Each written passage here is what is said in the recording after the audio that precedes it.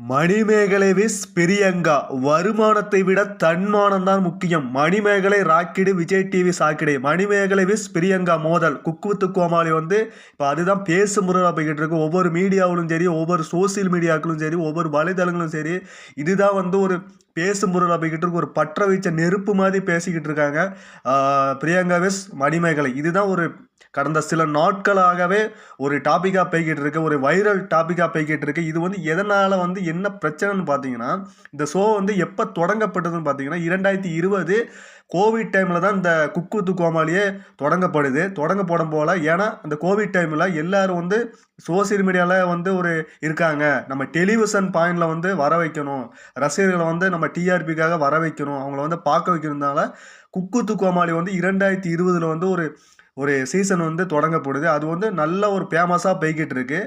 season 4 வர நல்ல ஒரு பிரபல